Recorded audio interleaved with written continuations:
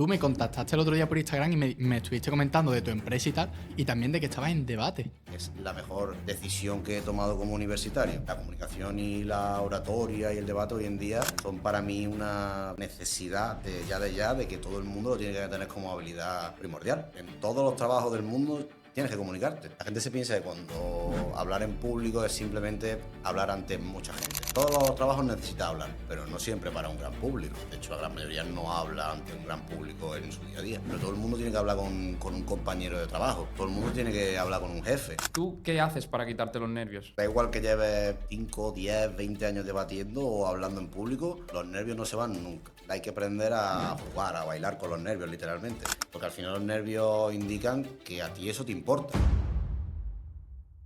Y tú que hablas en público, ya, o con los jurados, que te tienen que valorar, ¿tú qué haces para quitarte los nervios? Esto es curioso porque da igual que lleves 5, 10, 20 años debatiendo o hablando en público, que yo al menos los nervios no se van nunca. Pero hay que aprender a jugar, a bailar con los nervios, literalmente. Porque lo mismo un día tienes un día en el que estás más confiado y ese día pues no tienes tantos nervios, ¿no? Obviamente la práctica hace el maestro y cuantas más veces hablas en público, menos nervios tienes. Pero que los nervios siempre van a estar, siempre vas a tener esas mariposillas en el estómago a la hora de tú hablar ante un público o hablar en este tipo de cosas. Y eres tú el que tiene que aprender a jugar con esos nervios, ¿no? Porque los nervios son importantes. Porque al final los nervios indican que a ti eso te importa. Eso me lo decía Porque mucho mi si padre. tú- Eso me lo decía porque mucho si mi no padre. tienes nervios, a ti eso te la pela, literalmente. Y eso tienes que aprender a coger esos nervios y utilizarlos a tu favor, a que tu discurso suene más convincente, a que suene más...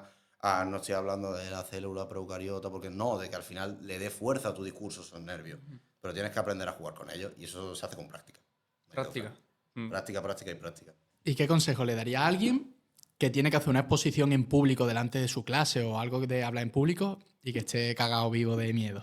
La primera regla para mí de hablar en público y de oratoria es siempre conoce a tu público.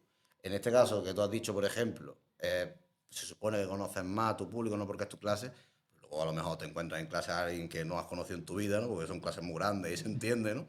Entonces, siempre intenta saber para quién vas a hablar, siempre, porque a lo mejor empiezas a hablar con un idioma súper técnico, como si yo ahora me pongo a hablar de lo que he hablado, de posicionamiento nanométrico de alta precisión y empiezo a hablar con un lenguaje que no está entendiendo nadie porque son alumnos, son chavales de como tú y como yo. Y entonces tienes que saber para quién hablas, para tú adaptar el mensaje, tienes que saber si hay algún colega tuyo, alguien que conozcas para intentar conectar con él. Tienes que siempre intentar llegarte un poquito antes para ver cómo es el espacio, cómo es la sala, ¿no? Para tú saber dónde... Eso al final te quita mucho los nervios.